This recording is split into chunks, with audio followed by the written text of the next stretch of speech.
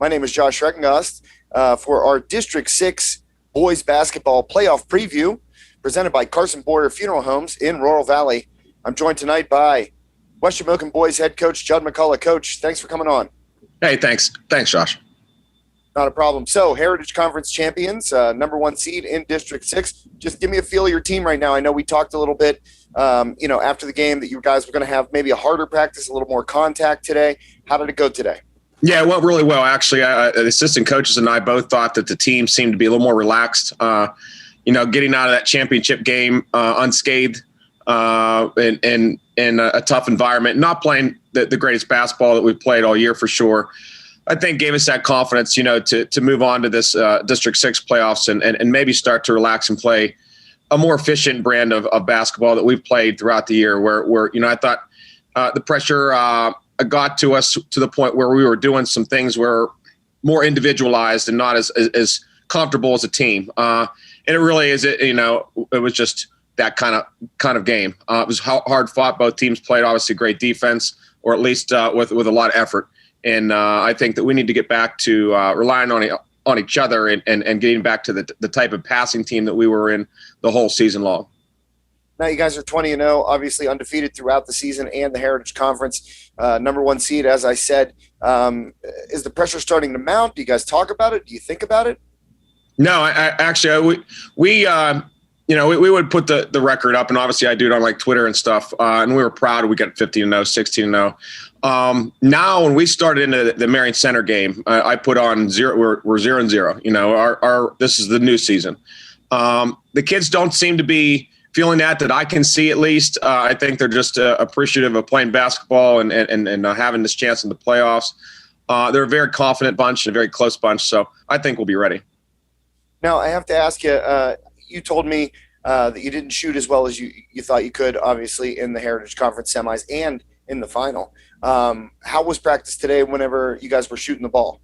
I thought we shot the ball much better. Again, it felt more relaxed. Like we made that one extra pass. I think we shot more in rhythm. It was a practice. And no offense, I love my JV team. It was against our JV and not in the middle of a varsity level basketball game and with a lot on the line. So we'll see. But I think that, you go in spurts throughout the season and you have a couple of good games, a couple bad games. And like I said, if we were able to, we didn't shoot awful, but we definitely can shoot a lot better.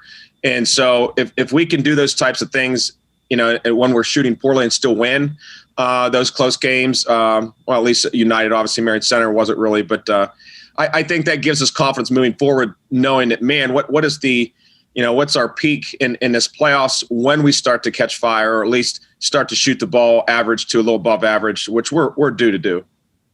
Exactly. I wanted to ask you a little bit about the health of your team. I know Ezek's been kind of banged up. The kid lays his body on the line every time out there, and he's hitting the floor a bunch. And I know he was taped up, and that's just one that stood out to me just because I could see it. But how is the health of your team right now heading into D6 playoffs? I think we're very fortunate right now. This time of year, it comes with your, your bumps and bruises. So that's to be expected. Other than that, nothing major. I pray for health for our team and avoid the obvious other stuff too.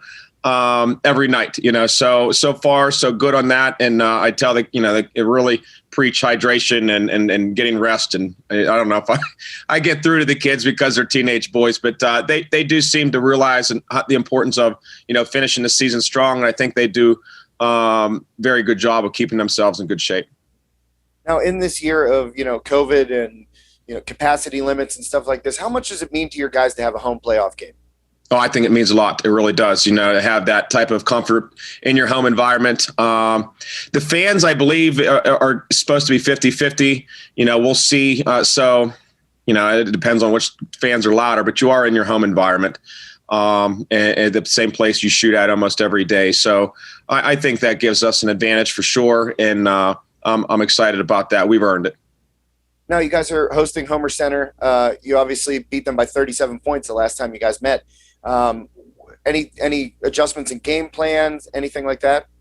It's been really feast or famine. The first time we played them at home, we were down 18-5 at the end of the first quarter. I remember that. We were way out of sorts, and they were shooting well, and we regrouped and battled back. I think won by 16. So the last 7 quarters of basketball, we played them pretty well. But they have a really nice big man inside, and Ryan Sardone, who is arguably one of the best big men, if not the best in the conference, and one of the best in District 6. He's 6'5". He's strong. He has pretty good footwork. He works hard, and so and he has guard play around him that I think they're that super athletic type that are great on the football field, and I think they've sold out a little bit more to that sport, seems like, and but they're the type of players that if you don't take them, you don't respect them, they're quick enough to get by you. The last game we had towards the end, a couple of them were hitting some shots, so we've got to come in with the proper level of respect, which I think we did the last time we played them, and come out, and we shot the ball that night at home or on the road really well, and so I'm excited to see that happen again for us. Final question here, Coach. Are you growing a playoff beard? I am, yeah. As you can see, usually it's covered by the COVID mask that we all have to wear. But it started right about the time it was one of those things where the COVID mask made it. A couple of days ago by, I wouldn't not shave, and it got to basketball season where we started off on a good note, and I just kept it going. So, well, that's what I was going to ask you. I mean, superstition, because I noticed it really after I spoke to you following the Heritage Conference Championship game, and I thought he's probably grown a playoff beard. Yeah, it is. For what it's worth, I don't.